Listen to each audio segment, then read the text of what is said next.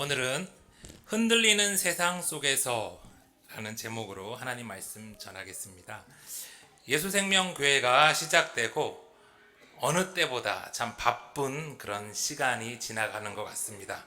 부활절 예배 끝나면 좀 많이 한가해질 것 같았는데 우리 어린이부 그로잉 EOE가 계속되고 청소년부는 이제 큐티를 시작했고 우리 장년 소그룹 모임에서 이제 풍성한 그 삶의 그 나눔까지 시작하면서 교회가 정말 더 바빠진 것 같아요. 주중에 또 목사님들 그 공부 모임이 우리 교회에서 있었어요. 그 모임도 또 하고 또 가까운 곳에 있는 동기 목사님 부친의 장례도 있어서 거기도 다녀오고 정신없는 한 주를 보내고 지나왔습니다. 목사님들을 많이 만날 시간들이 있어서 이렇게 이야기를 이렇게 나눌 수 있는 기회가 많았는데 한결같이 우리 교회가 주일마다 50명 정도 되는 사람들이 이곳에서 밥을 먹는다고 하니까 다 놀라시는 거예요. 요즘 같을 때 교회에서 거기다 이렇게 좁은 주방에서 어떻게 그 많은 사람들이 밥을 해 먹냐는 것이죠. 저는 그냥 자연스러운 것 같아서 그냥 우리 성도님들이 돌아가면서 밥해서 먹고 치워요. 그렇게 말씀을 드렸더니 다른 교회들은 요즘 이런저런 문제가 많아서 교회에서 밥을 해 먹지 않는다는 거예요. 우리는 밥만 해 먹는 게 아니라 뒤에 나눔도 하고 교회 정리까지 다 하고 그렇게 정신없는 주일을 보내다가 2시쯤 이제 집에 가라고 하셔야 겨우 간다고 그렇게 말씀을 드렸더니 다들 많이 놀라면서 우리 교회를 많이 부러워하셨어요. 흔들리는 이 세상 속에서 우리 교회가 앞으로 어떻게 나아가야 될지, 또 우리 목장은 어떻게 만들고, 또 우리 성도님들은 어떻게 훈련시키고 어떤 프로그램을 운영해야 될지 여러 고민을 계속하면서 이렇게 보내고 있습니다. 그런 중에 우리 5월 피크닉도 이제 가게 되었고, 또 지난주에는 7월에 전교인 수련회도 한번 같이 가자는 그런 말도 나와서 정말 더 정신이 없는 것 같습니다. 마음 한편에는 역동적인 우리 교회의 모습을 보면서 너무너무 기쁘기도 하고, 또 다른 한편에는 이러다 무슨 일이 터지지 않을까 하는 그런 걱정도 됩니다. 사랑하는 성도 여러분, 여러분들은 이 흔들리는 세상 속에서 어떻게 잘 살고 계십니까? 오늘 우리 말씀 속에서 만난 제자들도 딱 그랬을 것 같아요. 3년이나 따라다닌 이 예수님이 갑작스럽게 예루살렘에 들어가시더니 십자가에 달려 죽어버리신 것이죠. 다들 패닉에 빠졌을 거예요. 야, 이제 우리 어떻게 해야 되나? 어찌할 바를 모르고 모두가 꼭꼭 숨어 있는데 갑자기 막달라 마리아가 나타나서는 새벽에 예수님이 다시 사신 걸 보았어. 막 이러는 거예요. 아니, 이 여자가 원래 미쳤었는데 예수님의 죽음으로 다시 정신이 나간 게 아닌가 그런 생각이 들고, 아니 진짜인가? 진짜 예수님을 만난 건가? 그런 호기심도 들고, 그런 와중에 시몬도 예수님을 봤다고 하고, 또 글로바의 부부도 부활하신 예수님을 만났다고 하니 정말 예수님이 다시 사신 것인가? 아니면 저들이 다 같이 헛것을 본 것인가? 너무너무 제자들은 궁금했어요. 당장 밖에 나가서 부활하신 예수님이 진짜 맞는지 한번 찾아보고도 싶었지만 그러다가 혹시 이 대제사장과 그 무리들한테 들켜서 또 예수님처럼 잡혀 죽는 건 아닌지 그런 두려움에 방을 나가지도 못하고 그러고 있었죠. 바로 그때 무슨 일이 일어난 것입니까? 36절 우리 같이 볼게요. 시작. 이 말을 할 때 예수께서 친히 그들 가운데 서서 이르시되 너희에게 평강이 있을지어다 하시니. 너희에게 평강이 있을지어다. 부활하신 예수님이 패닉에 빠져있는 제자들 가운데 나타나셔서는 너희에게 평강이 있을지어다. 두려움에 떨고 있는 제자들을 꾸짖지도 나무라지도 않으셨어요. 예수님은 사랑하는 제자들에게 에이레네 평강을 주셨습니다. 흔들리는 세상 속에서 하루하루를 살아가는 게 참 힘들죠. 어떤 이는 잠시 좋았던 약간의 기억을 가지고 힘든 대부분의 시간을 버티는 게 인생이라고 하고, 또 어떤 이는 인생은 고해다, 괴로움이 끝이 없는 곳이라고 하죠. 그렇습니다. 인생이 그래요.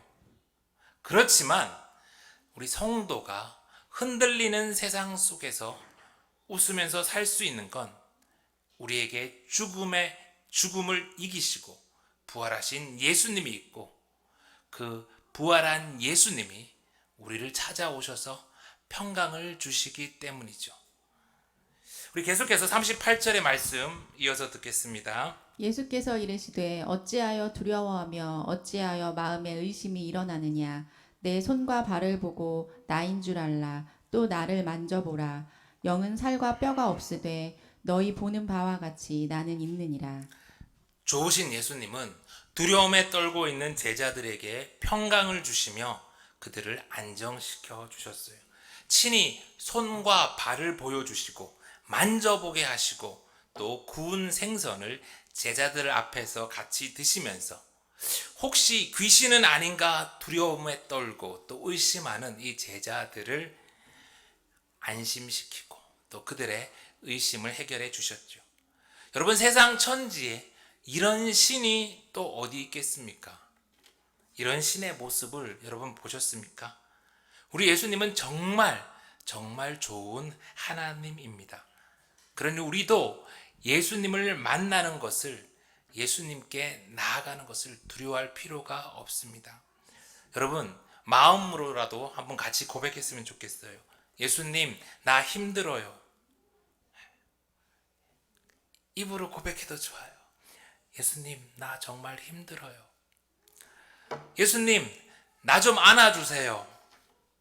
예수님, 나 좀 안아주세요. 이렇게 고백할 때, 이렇게 기도할 때 좋으신 우리 주님이 우리도 찾아오시고 우리도 안아주시고 우리의 눈물을 닦아주실 것입니다. 여전히 흔들리는 세상이지만 예수님이 주시는 평강으로 오늘도 웃으면서 살아갈 수 있는 저와 여러분이 다 되기를 간절히 소망합니다. 다음으로 예수님이 무엇을 하셨나요? 우리 44절부터 다시 한번 듣겠습니다. 또 이르시되 내가 너희와 함께 있을 때에 너희에게 말한 바 곧 모세의 율법과 선지자의 글과 시편의 나를 가리켜 기록된 모든 것이 이루어져야 하리라 한 말이 이것이라 하시고, 이에 그들의 마음을 열어 성경을 깨닫게 하시고. 네, 모세의 율법을 토라라고 해요. 선지자들의 글을 네비임, 그리고 성문서 이 시편을 케투빔이라고 해요. 그래서 토라, 네비임, 케투빔, 이 세 글자의 앞글자를 모아서 유대인들은 타나크, 구약 성경을 타나크라고 불러요. 그러니까 지금 예수님이 언급하는 거는 구약 성경을 말하는 거예요. 예수님은 두려움과 패닉에 정신이 없는 제자들에게 나타나셔서 그들에게 먼저 평강을 주시고 그들의 의심을 풀어주시고, 그 뒤에 제자들의 마음을 열어서 성경을 깨닫게 하시는 거예요. 여러분, 부활하신 예수님이 얼마나 할 일이 많으시겠어요? 얼마나 하고 싶은 일들도 많으셨겠어요? 그런데 왜 예수님은 제자들에게, 이 제자들을 붙들고 또 성경 공부를, 성경 이야기를 하실까요? 왜냐하면 그저 눈으로 보는 것만으로는, 눈앞에 펼쳐진 이 초자연적인 현상, 예수님의 부활을 인간이 받아들이고 수용할 수 없기 때문이에요. 중력이라는 것을 알아야 사과가 나무에서 떨어지는 것이 다르게 보이듯이, 블랙홀의 그 존재, 우주가 물리학을 어느 정도 알아야 이해가 되는 것처럼 제자들도 죽었다가 다시 살아난 이 예수님의 부활을 수용하기 위해서는 영의 눈이 뜨여야 했어요. 그래서 예수님은 제자들의 마음을 열어서 성경을 통해서 그들이 예수님의 부활을 받아들일 수 있도록 그렇게 하신 것이죠. 여러분, 우리도 그렇습니다. 어떤 특별한 기적과 체험이 예수님의 부활을 받아들이고 믿을 수 있도록 하는 게 아닙니다. 물론 어느 정도 도움은 되겠지요. 그러나 예수 그리스도의 부활은 오직 성경을 통해서 성령님이 우리의 영의 눈을 뜨게 해주실 때 우리가 수용할 수 있고 믿을 수 있죠.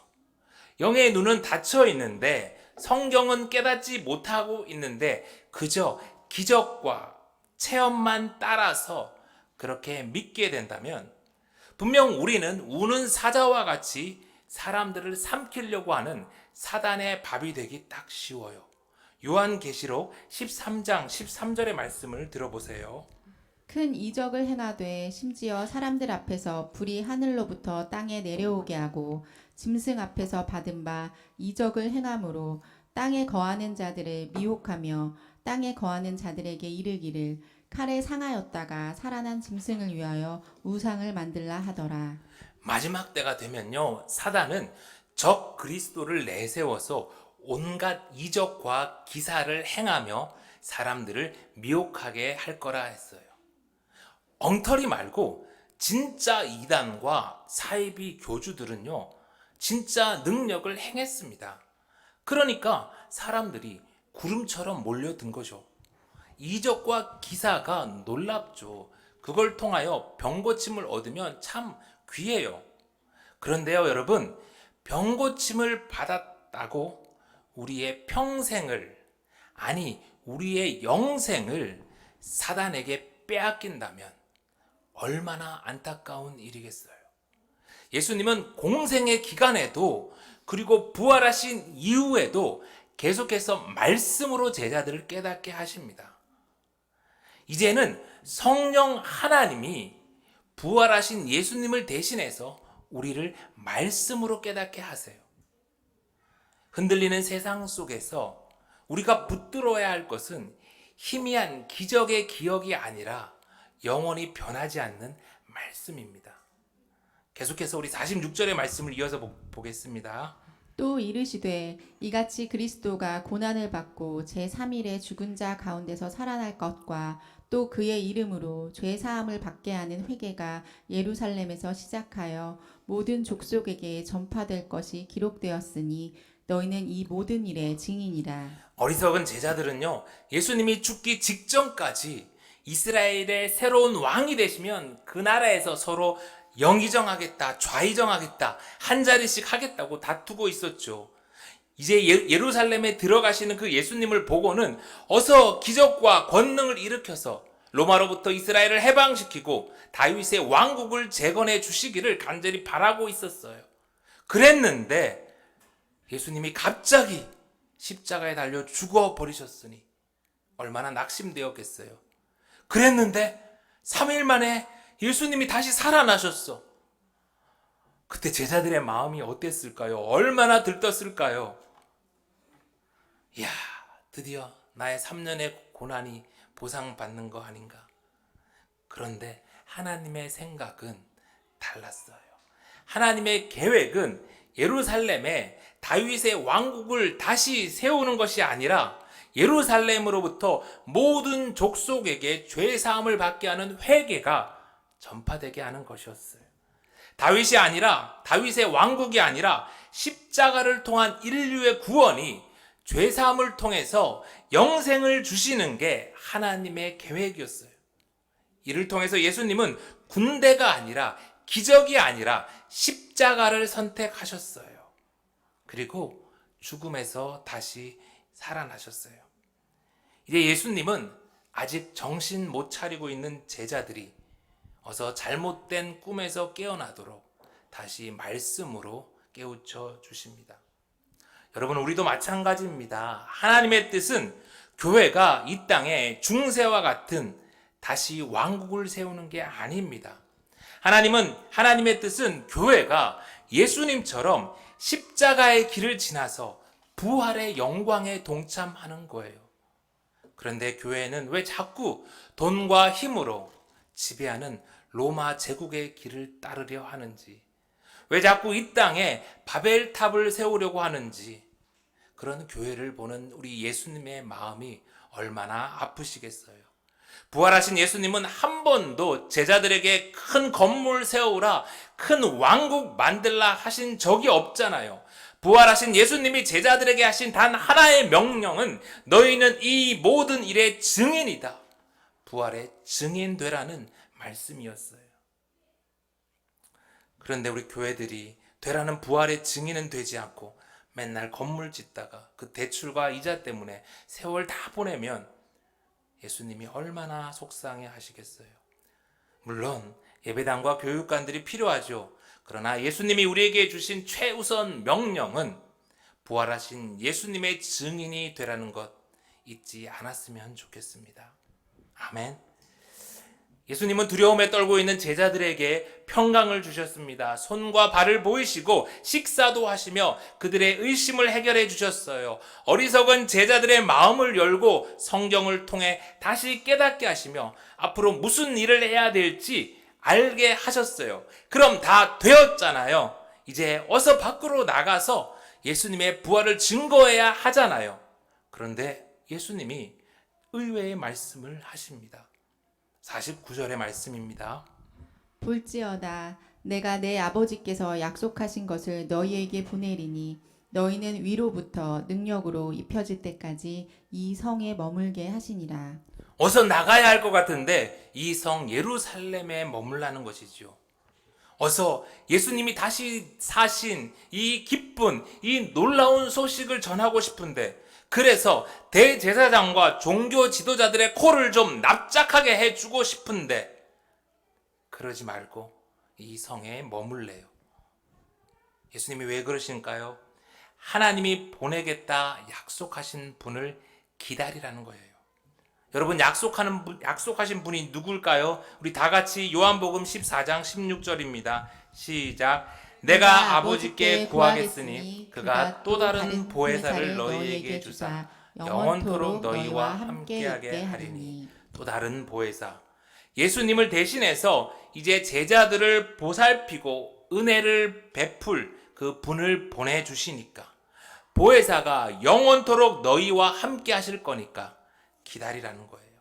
요한복음 14장 26절대로 보혜사 곧 아버지께서 내 이름으로 보내실 성령 그가 너희에게 모든 것을 가르치고 내가 너희에게 말한 모든 것을 생각나게 하리니 그때까지 기다리라는 것이죠. 요한복음 15장 26절 다 같이 내가 아버지께로부터 너희에게 보낼 보혜사 곧 아버지께로부터 나오시는 진리의 성령이 오실 때 그가 나를 증언하실 것이요.